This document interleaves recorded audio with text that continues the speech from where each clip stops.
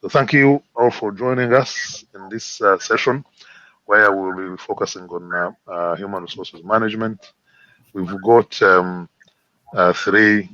papers to be presented. We have an hour, so what we'll do is to watch the video of one presentation, and then we can take time to answer questions, comments, present comments, and stuff like that. We encourage you to put your comments in the chat or questions in the chat. And when the time comes, we might read out the questions or might even promote individuals to speak to their comments or queries.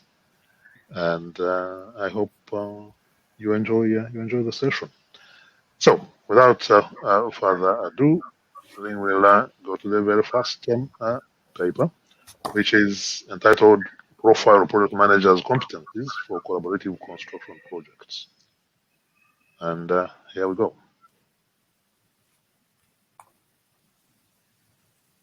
Hi everyone, I am Sina Moradi from Tampere University in Finland and happy to briefly present to you our paper entitled Profile of Project Managers' Competencies for Collaborative Construction Projects.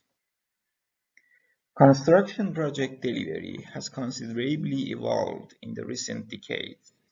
This evolution accounts for a shift from traditional delivery models like design bid build towards collaborative ones like alliance. As can be seen, traditional delivery models and collaborative ones have different features compared to each other. Collaborative construction means working together and exchanging information based on mutual trust and aligned interests.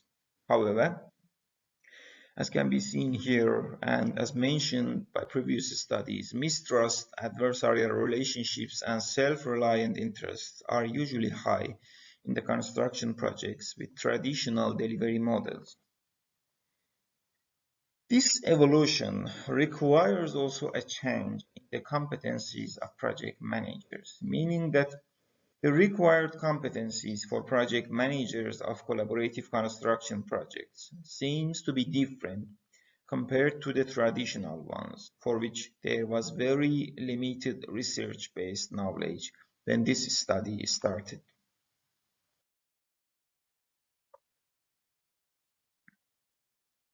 Competencies are the actions caused by underlying characteristics, which represent the intent behind the action. The behavior without action does not define competency. As it can be seen, the mentioned underlying characteristics can be categorized into 3 groups of highly personality-oriented, somewhat personality-oriented, and knowledge and skill-oriented. Highly personality-oriented characteristics are related to motive and traits, therefore central to the personality, which makes them hard to improve. Trustworthiness, initiative, optimism are the examples of the relevant competencies in this group. Knowledge and skill-oriented characteristics are related to knowledge and skills and are detached from the personality. Therefore, they can be easily improved through training. In this category, management and leadership are the examples of the relevant competencies. Finally, the somewhat personality-oriented category is related to self-concept and lies between the mentioned categories in terms of difficulty of improvement. In this category, self-confidence and self-control are the examples of the relevant competencies. The given definition and the explained underlying characteristics imply that competencies have 2 important aspects, which are contribution to the successful performance and difficulty of improvement. The research process, as can be seen, includes sending a self-evaluation questionnaire to 33 project managers of collaborative construction projects in Finland and Norway, which was followed by analyzing the obtained research data from the field surveys. and revealing the significance of project managers' different competencies in the current state, target state, and creative tension. Then, the top 10 competencies of each respondent group in their target state and creative tension were compared to each other in order to identify the commonalities. Finally, further analysis of those identified common competencies in terms of their main contribution, function, and improvability led to developing the profile of project managers' competencies based on the contribution to their individual and group performance. The main result of this paper is a profile of competencies which was developed for project managers of collaborative construction projects. As can be seen, this profile is comprised of two main parts. The first part includes those competencies contributing to the individual performance of the project managers, enabling them to be successful in the tasks which they need to be handled by themselves. The second part includes those competencies contributing to their team performance and dynamics, enabling the project managers to succeed in those tasks which need to be accomplished in cooperation with other project team members. Collaborative construction projects represent a working environment in which the project manager, as the leader, collaborates and cooperates with the key participants based on trust-based relationships to form a single integrated team with aligned commercial interests solely for the best of the project. The developed profile presents those competencies which enable project managers to build reliable relationships with all team members through trustworthiness, group capabilities, and understanding others, and also to reach out win-win situations through conflict management and stress tolerance when there is a conflict within the project team. The project managers also needs to be individually productive as the project leaders when they need initiative, optimism, self-assessment, and production efficiency competencies to succeed. In terms of the improvability, the competencies contributing to the individual performance are mainly hard to or somewhat hard to improve, and therefore it is a cost-effective way for employers to hire those project managers which already have these competencies. Production efficiency is the only competency in this group which is easy to improve, and the cost-effective way for improvement is training. The competencies contributing to the team performance are mainly easy to improve, for which training provides a possibility for improving these competencies and also improving the performance of the project team. As can be seen, hard to improve competencies provides the possibility for the employers to select those project managers which already have these competencies, as it is seen as a cost-effective way for the employers to have the right project manager with the relevant competencies. Easy to improve on competencies, on the other hand, provide a possibility for performance improvement of the existing project managers, as these competencies can be improved through training, which can be considered as a cost-effective way as well. Finally, somewhat hard to improve competencies are hybrid in nature, so that they can be utilized for both performance improvement of the existing project managers and also for selecting the new ones. Based on this study's findings, it can be stated that the developed profile in the big picture represents blame-free behaviors with a focus on individual productivity as well as supporting and developing others, and joint governance of the project. Training the project managers according to the developed profile and studying competencies of key project parties in this context is a potential area for further research. This study's findings contribute to the project management literature through filling the knowledge gap on project managers' competencies in collaborative construction projects. In addition, the findings provide useful and practical knowledge for the employers concerning the competence-based selection and performance improvement of the project managers, thereby contributing to the success of collaborative construction projects. Moreover, the results can be also insightful for the project managers themselves for benchmarking and competence development purposes. Finally, the presented competency profile and its details can be important and value-adding also for other project professionals like project coordinators, site engineers, and project controllers, as these competencies in the big picture represent the individual efficiency and effectiveness, teamwork, mutual understanding and trust, collaborative cooperation, and no blame-related behavior, which indicate the key elements and characteristics of collaborative construction projects. Thank you for your attention.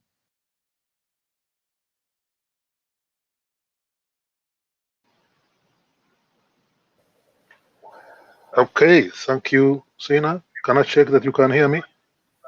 Yes. Yes. Okay.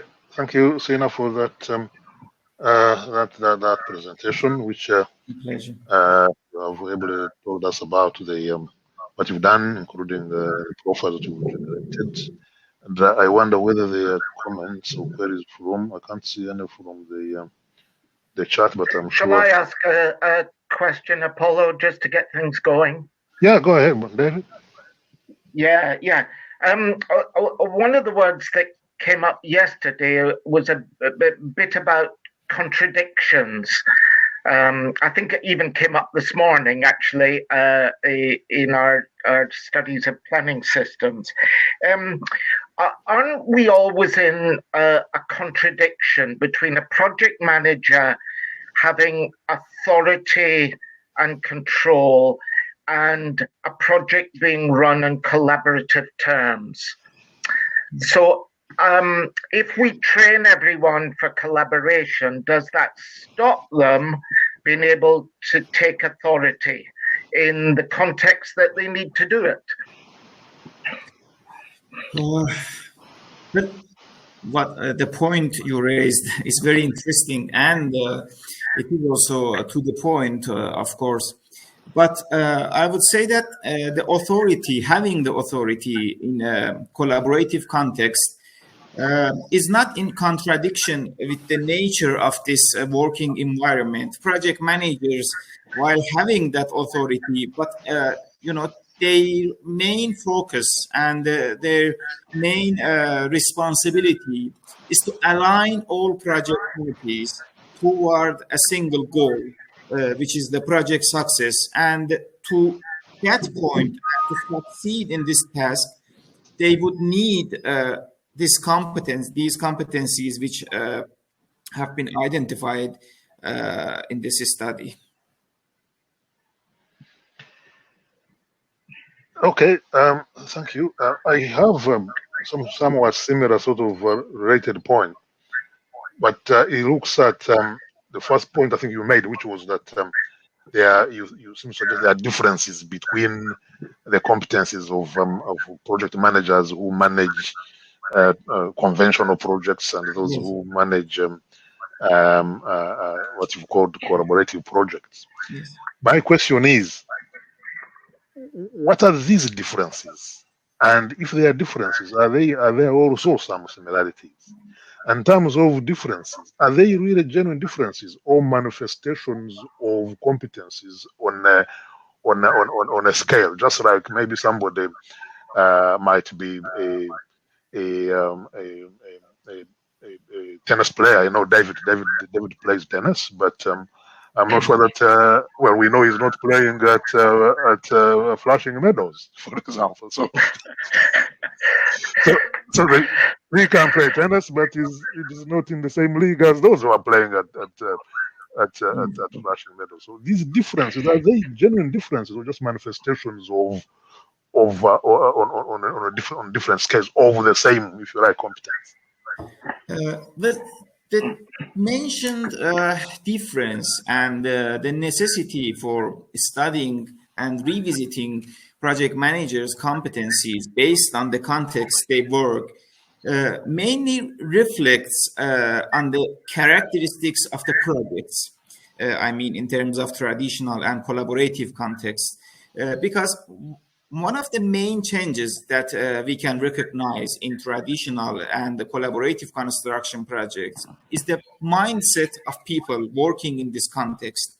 For example, mutual trust, or I would say exchanging information as a cooperation, working together. These are something that although happening in the traditional context already, but not for a common good, which is the project success for all participants, I would say, aligned with all participants' interests. So with this kind of change in the mindset and of, I would say, the necessity of people changing their old habits when transitioning from the traditional to collaborative context, such studies I would say would needed to get an understanding how people need to behave in this kind of new working environment. And as I have mentioned in the last slide, not only project manager, but also we need to understand what other key parties in this kind of collaborative context need to have what kind of competencies to succeed, because project managers is not the only player in this environment. Clients and the representatives and the design team, these people's competencies all need to be studied, and so that a competence map could be developed so that all people would understand what is the what is the right way to collaborate and how to do it. Okay, there is a comment actually and a question from Kirsi. I don't know if you had a chance. I'm sure you haven't had a chance to look at it. It says, she says that there is a sociological element to collaboration, and that's a statement she makes. And she then follows that with a question: is training managers in collaboration redundant if the overall systems or cultures, if you like, are uncollaborative? What do you say to that? Yeah, I am reading the comments. Okay.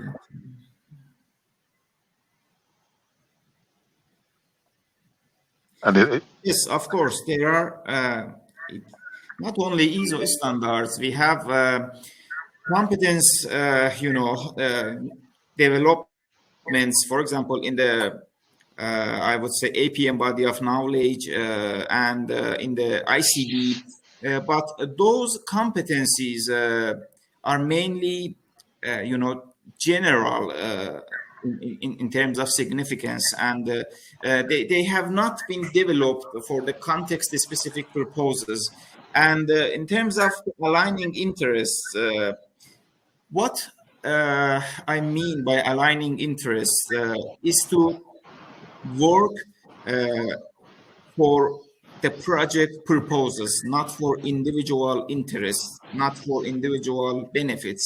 That is what I mean by project manager aligning the interests of project parties, that we can see. One example of this achievement is a case project I would exemplify here. In Tampere, the tramway project was a project with 300 million euro budget, which was recently completed 30 million euro under budget. This project employed alliance delivery model as an example of the collaborative working practices.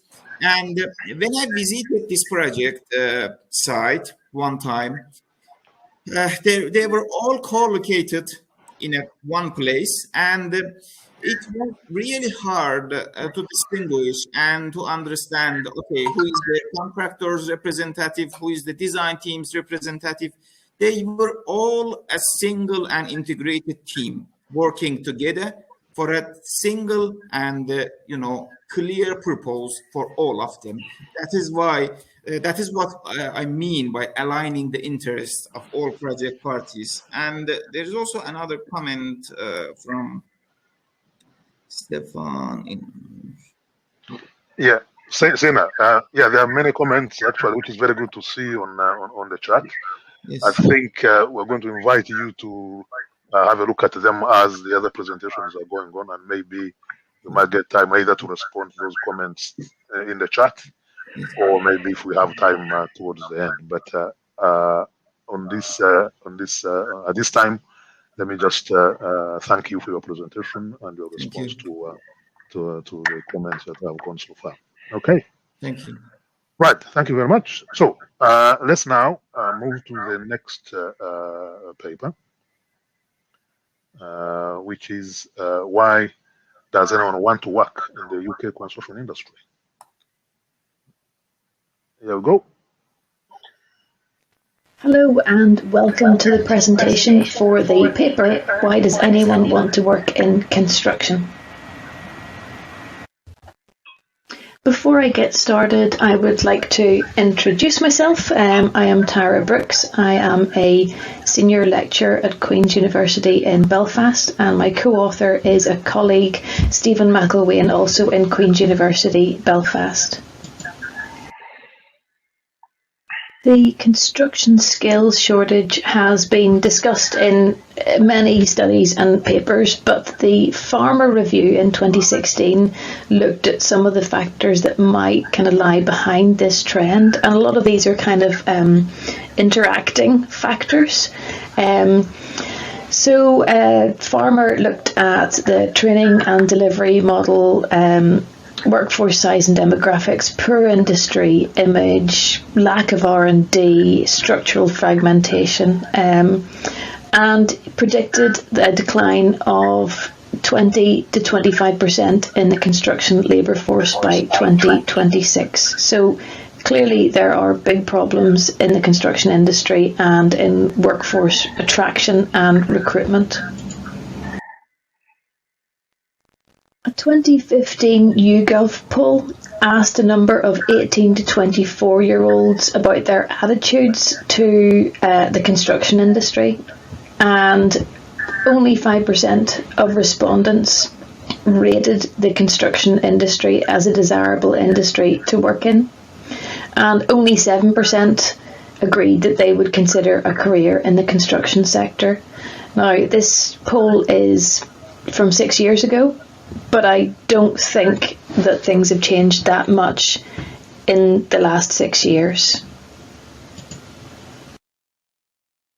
This quote comes from a 2019 RACS news article entitled UK Construction Built on Shallow Foundations, and it is by Martin Evans, a project director, who says there is a real challenge to be overcome in terms of explaining to young people what is attractive about the sector.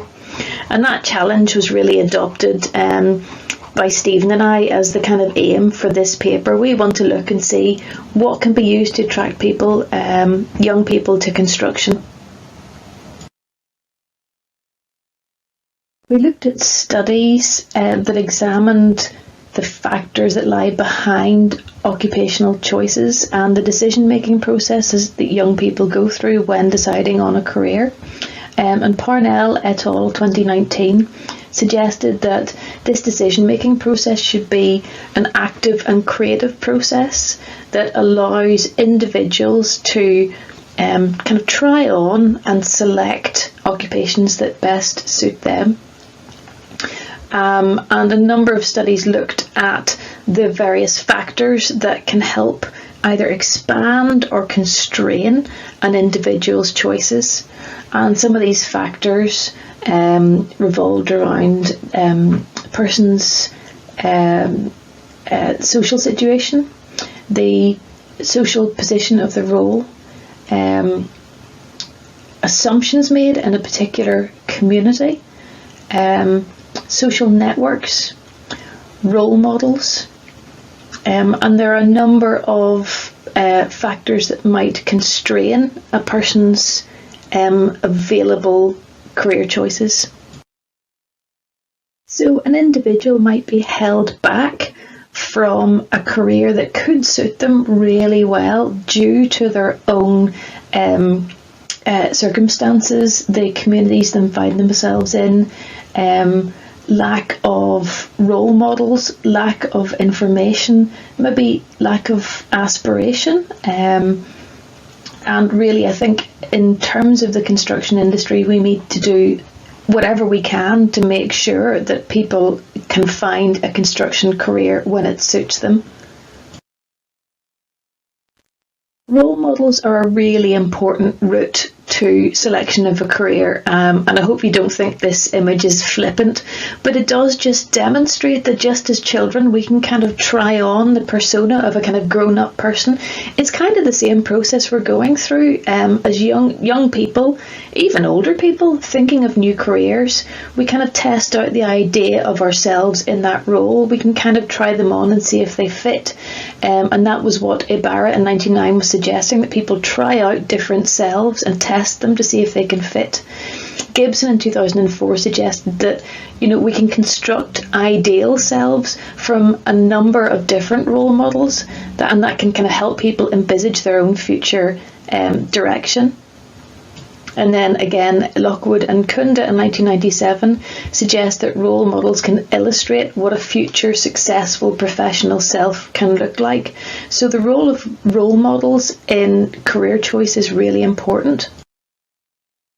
As part of this broader research project, and to kind of put them at ease at the start of the interview, they were all asked to talk about their background and their route into the construction industry, and whether they enjoyed their job and which parts of their job they enjoyed the most. So these questions were posed in a semi-structured interview, and very often became much more of a conversation. Each interview was recorded, fully transcribed, and then analysed using thematic analysis with the aid of NVivo software. One of the common routes into construction reported by the respondents were close family connections, so fathers, brothers, cousins leading to a role in construction. And I think we need to be careful that lack of sort of salient role models and lack of close connections doesn't cut off potential applicants into construction as an option for girls or minorities or those without close family connections to the industry. When asked what they liked most about the job, pretty well every respondent said that they really enjoyed the kind of variety that was available in construction. So if you think construction, you have a constant change of sites, you have a constant change of clients, design teams and colleagues. There are all the different kind of phases and occupations that go on in a site. And also the respondents said that they really enjoyed learning on the job and felt that as the industry keeps on moving and developing, they have to work hard to keep up with the latest developments, but that helps keep the job interesting. Regarding aspects of the job that give them the greatest satisfaction, many of the interviewees talked about the project handover stage, where they could kind of see the physical evidence of all their hard work coming together as their favourite part of the job. And they clearly experience great satisfaction when seeing the project in use, particularly if they are local to them or they have some sort of connection with the community that's using this facility, because it helps them feel validated and feel like they're actually giving something back to their community.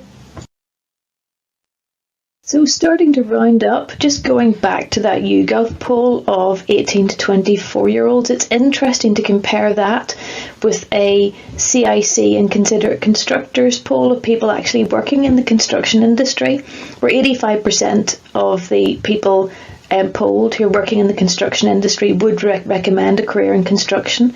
So I think there's a real perception gap between what construction is actually like and what young people think of it. And there are a lot of really fantastic organisations out there, to give credit where credit is due, trying to break down these perceptions and trying to actually portray what construction's really like. And this is just a handful of some of the organisations that I know of. There are a lot of organisations working to connect apprentices, trying to attract women, and trying to portray the reality of working in construction. So the point I would like to conclude on is that there's much more work to be done in terms of developing role models in construction for people that perhaps don't have a family member or a close personal contact working in construction, that we need to try to give as many people as wide a choice as they can of all the different varieties of careers in construction, and actually just show young people what is great about working in construction and the actual real benefits and positive side of our industry. Thanks for listening to this presentation. I think there's going to be a short question and answer session now.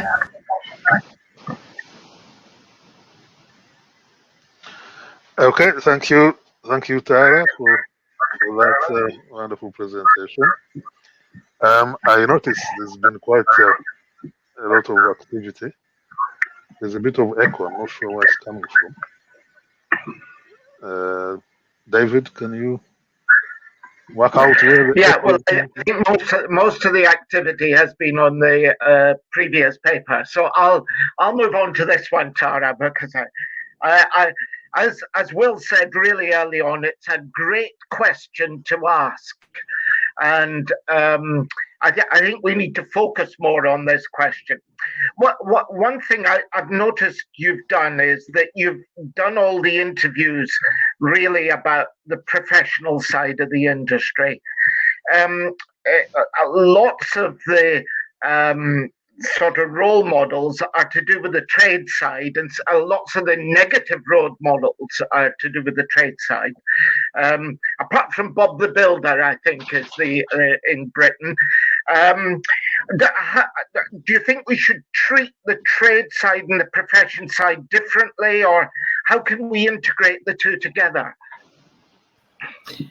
I think we shouldn't treat the two differently. I think we need to get as wide a variety of the kind of available careers in construction out to people who are considering. Again, not trying to block off options for people that might be suited to one or the other. Again, we're trying to kind of break those constraints of aspiration, of availability. And actually, I think it's also important to be realistic at the same time.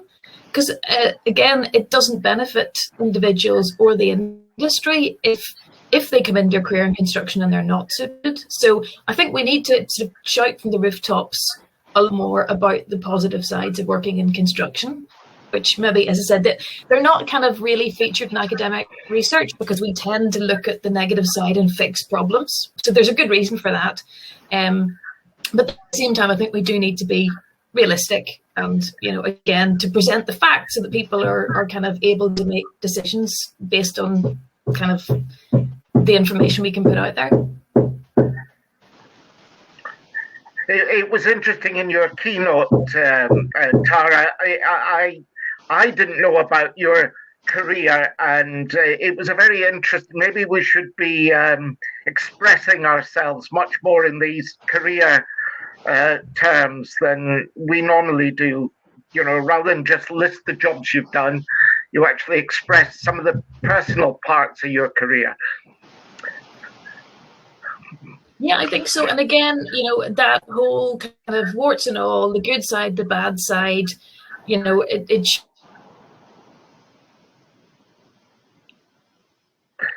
Yeah, Will asks, is there a forum for distributing authentic role models of the industry? A good question, Will.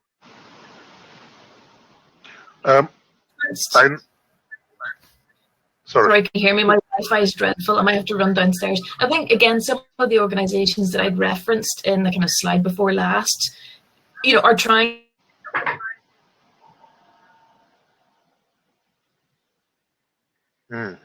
It looks like we're having some issues with Tara's sound. Or is it just me?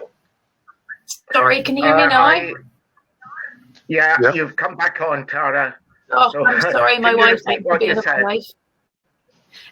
There are some organisations, and again, I did reference some in that slide that are trying their best to push out. But yeah, there's no one authentic portal. And again, I think young people, particularly school careers teachers, are expected to do such a massive amount that this is part of the problem. I guess there's not one authoritative portal, and yeah. Like all kind of research, it's a continuing job. More work needs to be done.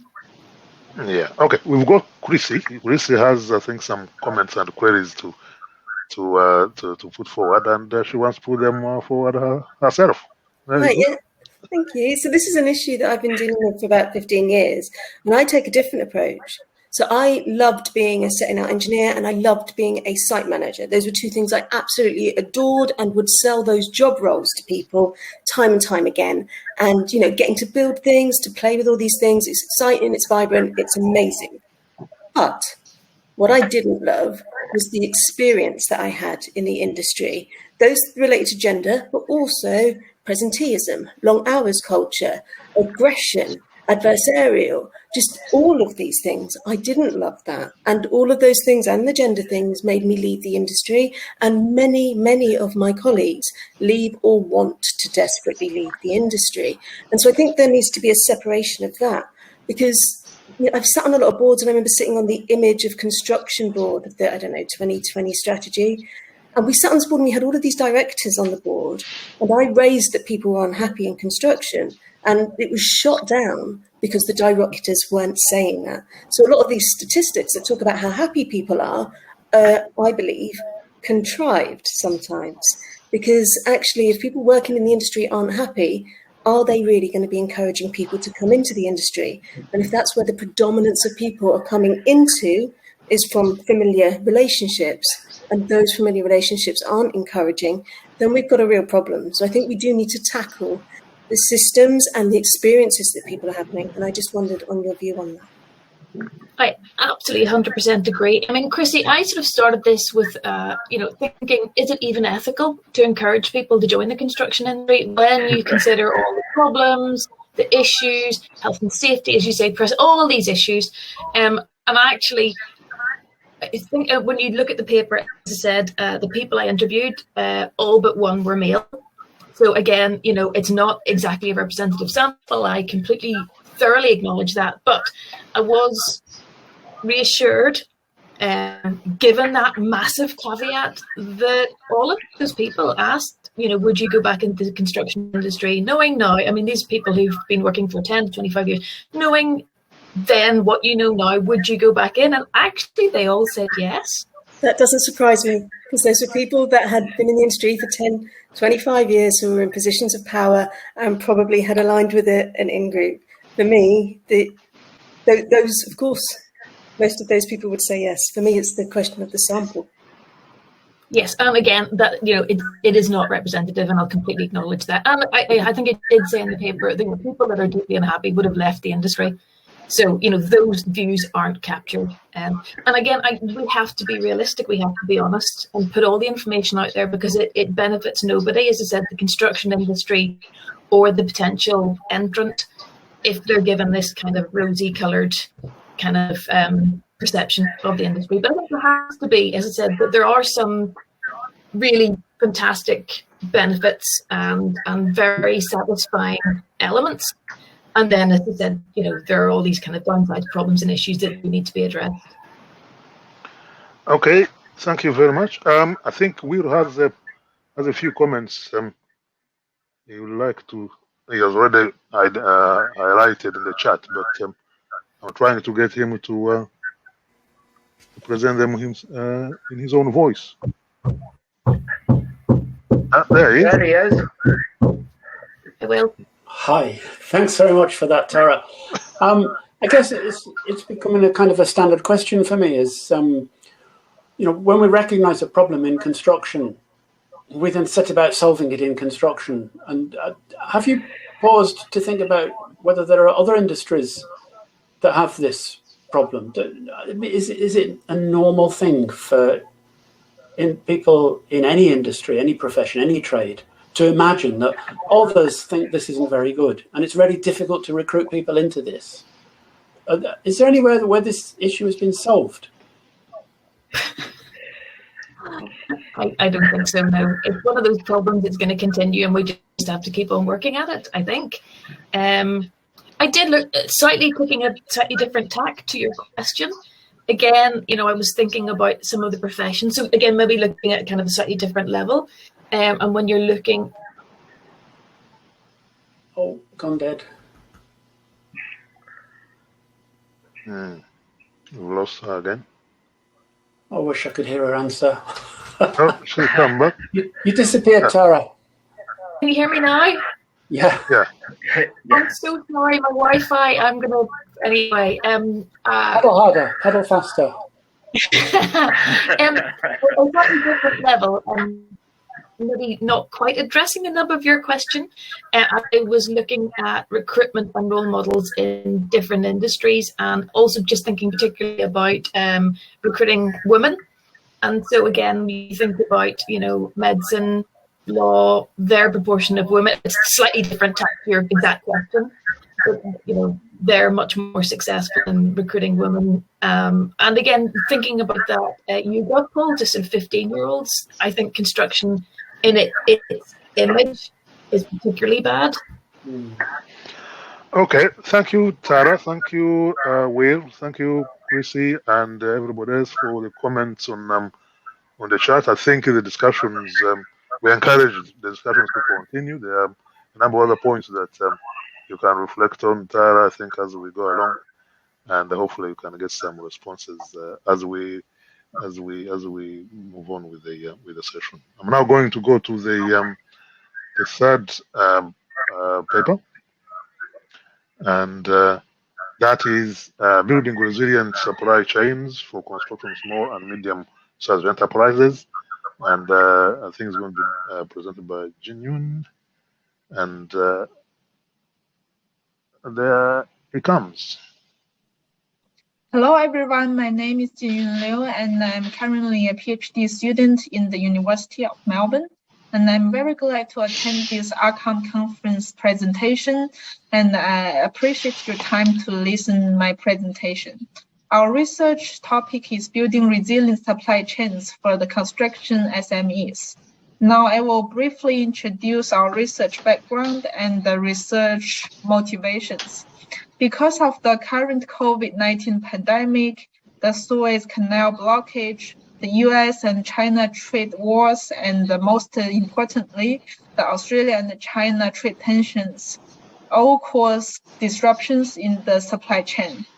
So because SMEs only have less than 250 employees and account for 70% for the global production, the supply chain disruptions can severely affect the sustainability of SMEs. And the supply chain resilience research is not well developed in the construction industry, not to say for the construction SMEs. So our research aim is to identify the supply chain resilience factors for the construction SMEs, to identify the potential risks, therefore to increase the construction SME resilience. Our research method is based on the extensive literature review. And firstly, we identify the resilience factors in the general supply chain. And the foundation research is based on Chowdhury and Corders in 2017. They found the 4 main categories for the resilience factors, including proactive, reactive, supply chain design, and the operational vulnerabilities. After we found the general supply chain resilience factors, we apply it into the construction supply chain.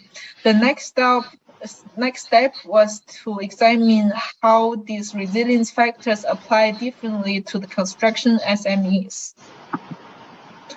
So the finding of literature review for the construction supply chain resilience factors, firstly, is the adaptability for construction projects. Normally, the construction sites are outdoors to cope with the poor weather conditions. Construction supply chain needs additional adaptability features to ensure the project can be finished within the anticipated time.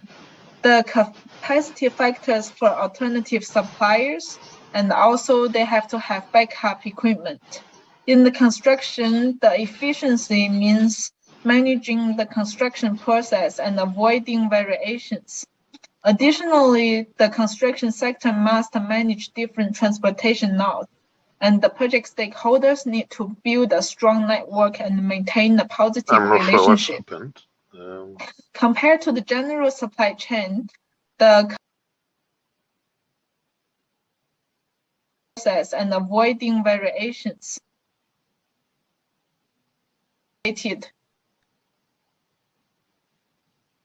Additionally, the construction sector must manage different transportation nodes, and the project stakeholders need to build a strong network and maintain a positive relationship. Yeah, and it's working at my end. Compared to the general supply chain, the construction is more complicated.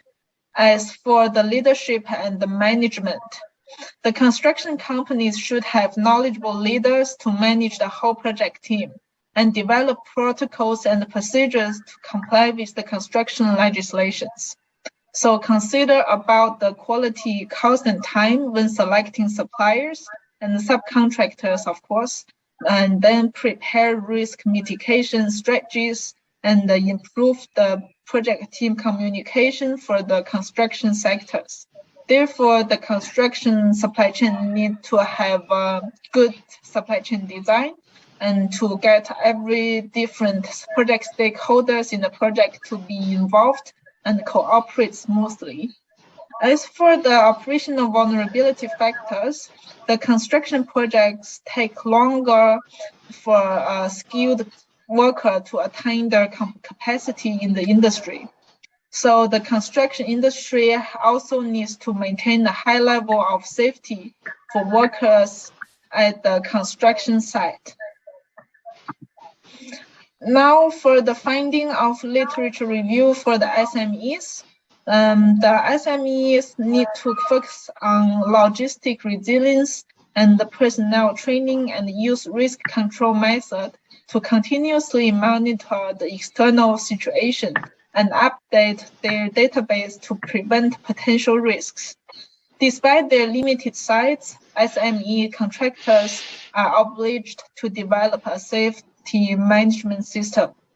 The flexibility factor means the construction SMEs are more likely to be client-oriented. Therefore, they need to update their product or services in an innovative way and respond to the project stakeholders efficiently. The construction SMEs must ensure that they have sufficient capacity to cope with the supply chain disruptions. The whole SME supply chain network needs to collaboratively build up business resilience to maximize the use of resources and suppliers based on different construction SMEs. And also for the market and financial strength, the SMEs always require sufficient funds to ensure the company can run smoothly. As for the reactive factor, construction SMEs should develop their own indicators to evaluate the project performance after the project is accomplished, to think about how to improve their future project quality.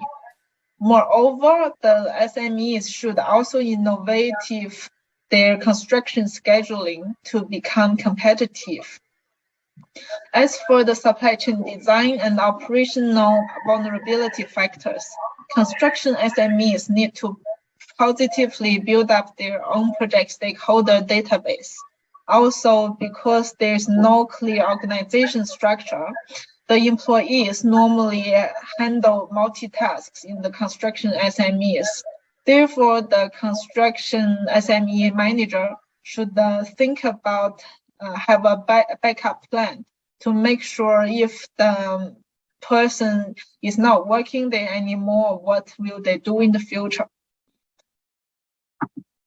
So Based on our research, we suggest 3 main further research for the construction SMEs in the supply chain resilience. More, what will they do in the future? So, based on our research, we suggest 3 main further research for the construction. One is to lead the policymaker to ensure SME financial position. While SMEs contributed 60% to the Australian economy, SMEs are constantly facing financial constraints. Therefore, the policymaker should enact policy initiatives to strengthen the SMEs.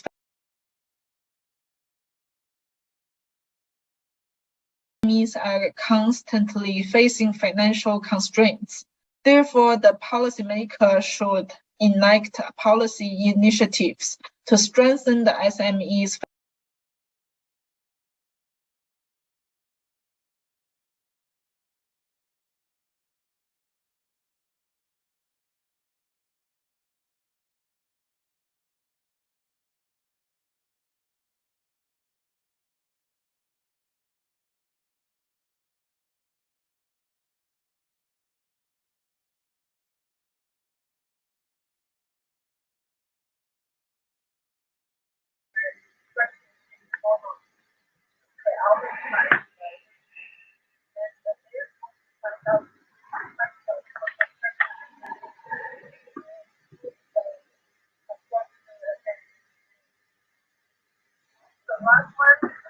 Financial position and their contribution to the economy.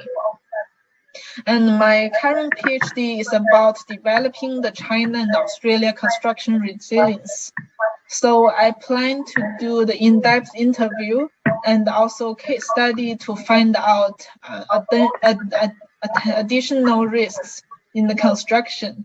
And we combine to use the quantitative research methods such as structure equation modeling to prioritize the risks.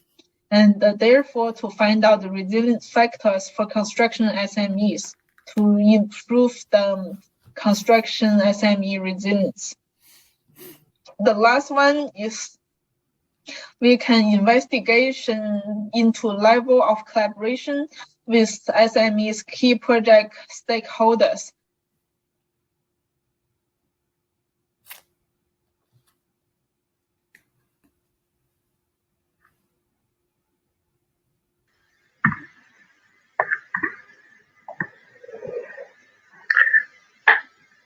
I think we're all together again,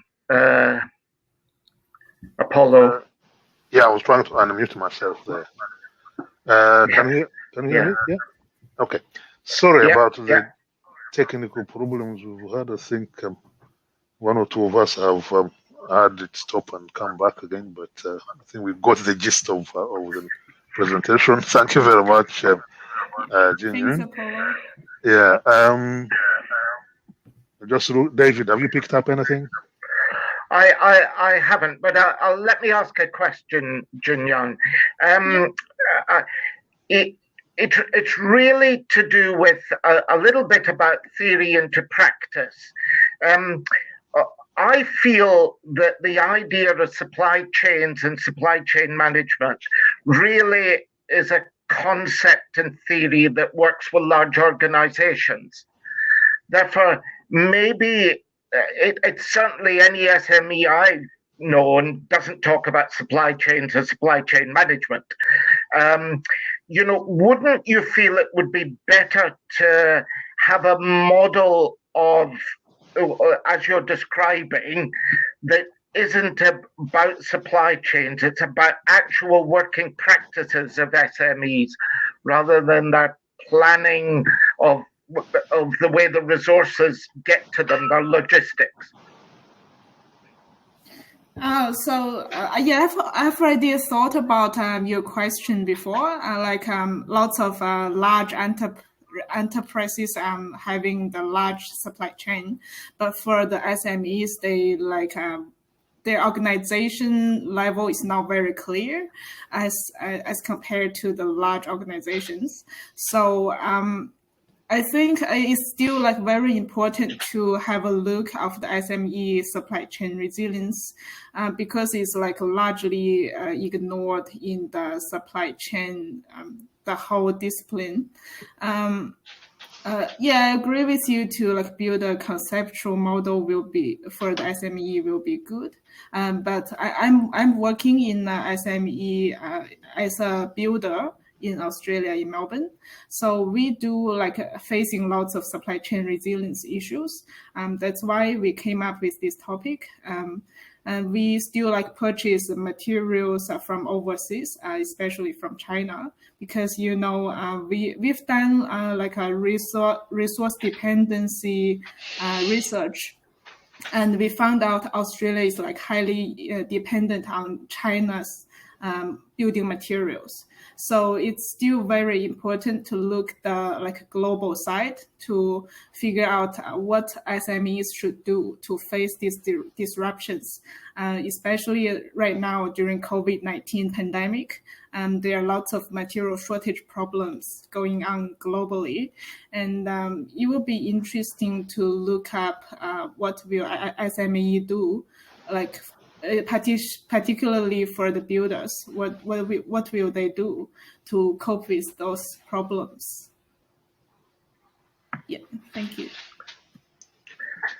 Okay. I think Henning's, as a CEO of an SME, he says he has no SCM, supply chain management, in place.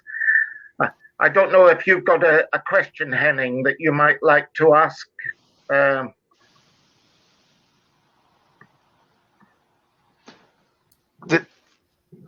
don't know whether Henning is coming. Yeah, I think I also have a comment to follow up, Jinyun. You have highlighted that in a company that you work for, you've got you get materials from China and so on and so forth. How do you think this is going to, or perhaps the challenges we've faced over the last sort of 18 to 24 months, how do you feel they will change the approach to supply and logistics of materials acquisition? Because I think we've had a situation where many organizations have almost leaned towards this idea of just in time, where you order the materials when I need them and they will come and we'll get them within a short lead time.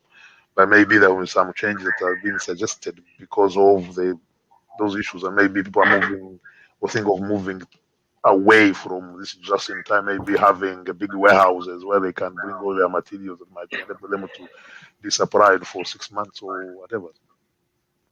Yeah, that's a very good question, and it's a very like up-to-date question as well. Because like in the recent half year, from early this year, our company is facing is very struggle about the timber material, and also like steel price increasing like more than 30%. Also, timber material increased by like 30% as well. So it also really depends on the contract you sign with the clients. So if you sign like fixed price contract, so the builder will take a lot of risk. Especially we didn't foresee this the material price increase and also the material shortage, which will drag the construction period very much longer than we expected. So the contract way is very important. So in the future, maybe the SMEs will like use cost plus contract instead of the fixed price contract. That's one way to solve the problem. And another way is we may shipping into like local suppliers or manufacturers instead of import from overseas. Because of this COVID pandemic disruptions, the overseas shipping costs increase like 10 times than normal shipping cost. So actually, the overseas material is not as competitive as before, based on my experience. And also, the supplier relationship is very important. Like you should build up a very strong relationship with your subcontractors and also your suppliers. Then in the future, you can like be easier to face those disruptions. Yeah, that's my question. That's my answer. Thank you. Okay, thank you. We've got Henning.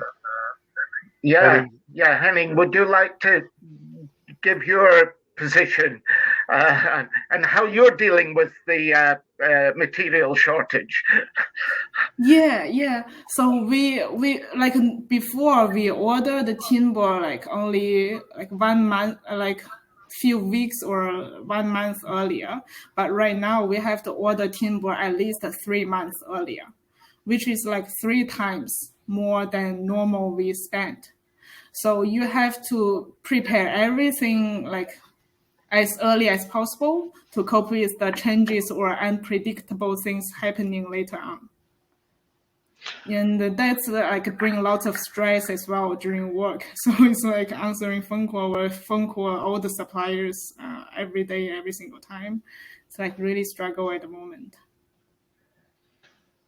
Okay, thank you. Also, sorry, I want to add one more thing. Is the suppliers normally facing for like volume builder or large contractors, so they normally don't preserve enough material for the SME builders. So that's another perspective that we want to look in the future to see how to help with the SMEs, because they contribute a lot to the global economy, but they just like really struggle with the resilience issue. Okay, thank you. Let's now hear from Henning, please. Can you unmute, Henning?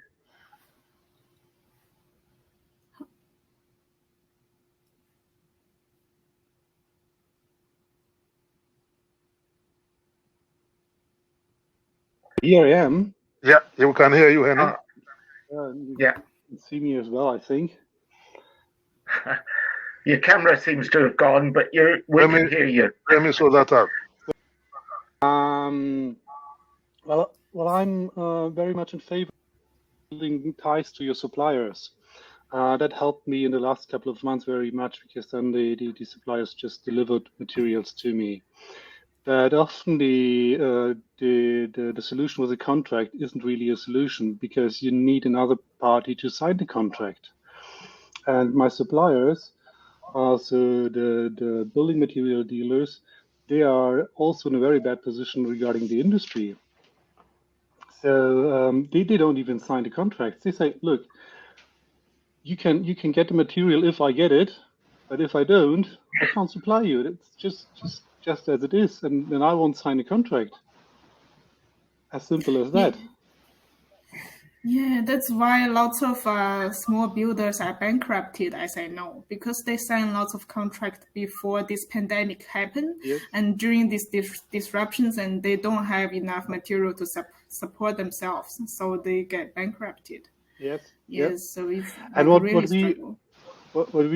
do now is working on the employer side. So the ones who give us jobs. We tell them, look, we have volatility in the market, and it might be that we have to charge you higher prices for steel or concrete or timber. Yeah. So building in flexibility in our contracts to transfer it to the other side in a fair way. But would we argue that is maybe an element of supply chain management? Because I'm just intrigued about this idea that there is nothing like supply chain management in SMEs. Because if you are, of course it is. It is the supply chain management thinking, but it is not the formal supply chain management, I would say. I'm not very keen on having another form to fill out and having another checkbox to tick, because we as small SMEs have enough forms to fill out and enough checkboxes to tick in order to have our business running. So I don't need any more. But sometimes it's just common sense. Yeah. Talking to the employer and talking to the architect, say, look, we don't get the material. Can we use something else? And get the same result or a very similar result. Okay. Thank you, Jinyun, and thank you, Henning, for giving us the SME CEO's perspective on supply chain matters. I'm conscious of the fact that we've overshot our time. Perhaps this is understandable given some of the technical challenges we had. I'm so glad that you are able to engage in the way you did on all the three papers with lots of comments and contributions from different delegates. I suspect maybe these are some issues we might pick up maybe later on when we meet in the cafe or elsewhere. It leaves me to say thank you once again for joining us, and I hope you continue to enjoy the conference for the session that are remaining.